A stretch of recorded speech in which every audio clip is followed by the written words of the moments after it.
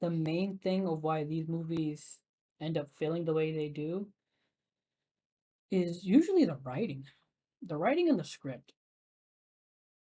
And I'm not talking about them trying to take lines from the games, because honestly, I think games have some of the strongest writing, even compared to movies. I mean, look at RE2 Remake. I mean, the voice acting and the voice lines, yeah, while some of them are fun and a little cheesy and goofy, a lot of it is serious and you know, um, it's portrayed also very well and like very stoically and seriously. It's not put up for laughs so much. And I think a lot of the movies take that for granted. A lot of the movies, they just like put a throwaway script and then they throw in some lines from the game thinking, haha, people are gonna catch that and they're gonna like that. And that's not necessarily the case. I wanna say that that's probably the main reason why a lot of these video game movies fail. Because the dialogue is just not there. They treat the watcher as if they know the game. And a lot of people who watch movies probably have not played these games. Not saying they haven't, but I'm saying there could be a majority that hasn't.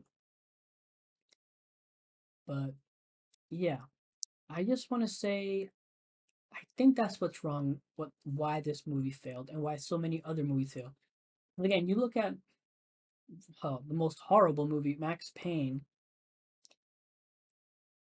That the game is basically held by its story, in my opinion.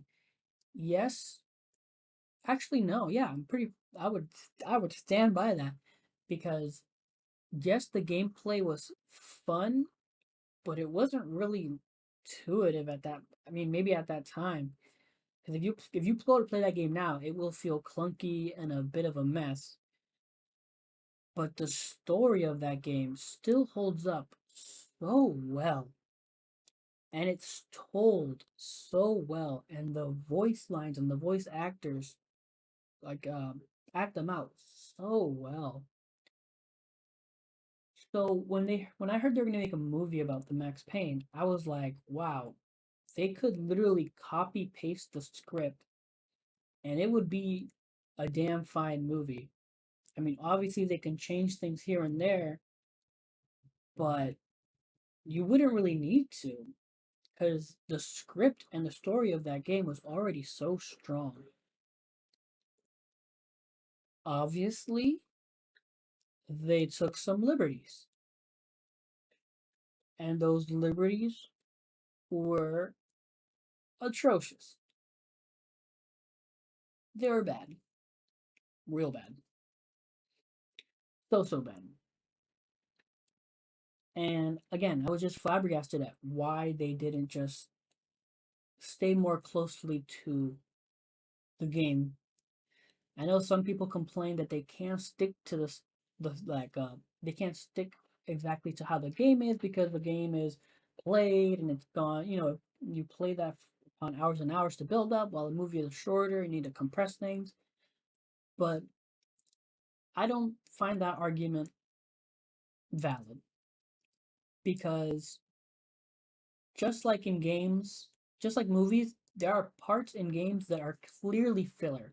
They're clearly there to put um make the game longer, just pad out the game.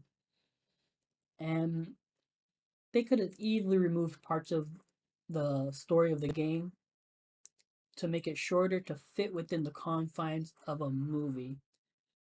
I mean, for example, I think one of the best sequences they could have possibly taken out was the whole cult guy, his whole section and why how he's crazy and all this other stuff.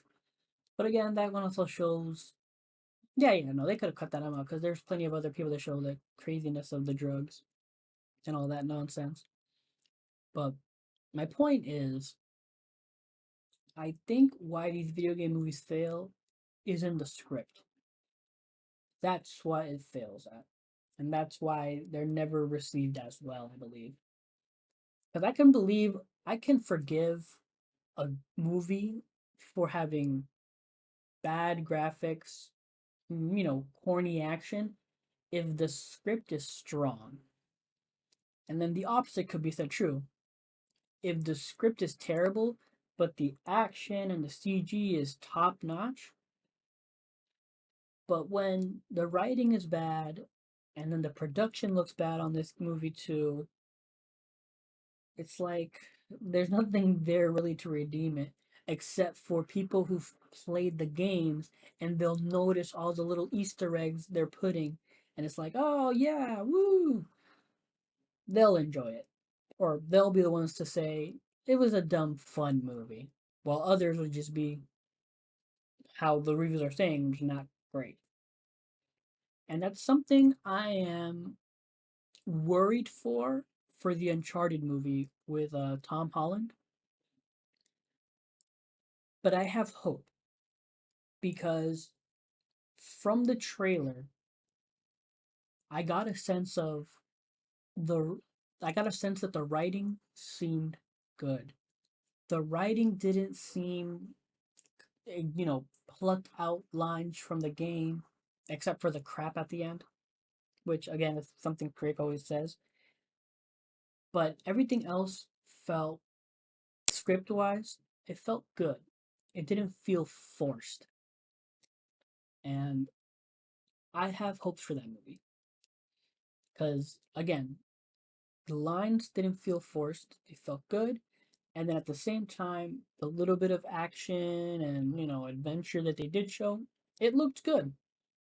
So again, trailers could show the best parts of a movie and then the rest of the movie could be crap. So again, grain of salt.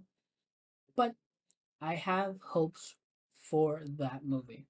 I have hopes, folks. I do have hopes for that movie, and I think it could be good. Because again, I just remembered Sonic. Sonic the Hedgehog movie was fantastic. I actually really enjoyed that movie. And again, it was because the script was great. It didn't feel forced.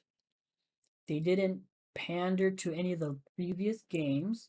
Yes, they had some Easter eggs and callbacks, Green Hills, the little when the world he came from when they show that and they show the loop and all that. So they did have some Easter eggs in there and all that, but they focused on making the movie their own and giving it a good script within the context of how the game would work. If that makes any sense. But yeah, so again, I have high hopes for the Uncharted movie because again, the trailer showed off good voice lines, good script, and it showed some good action. Which, unfortunately, from what I see in the reviews, Resident Evil Welcome to Raccoon City did not have it.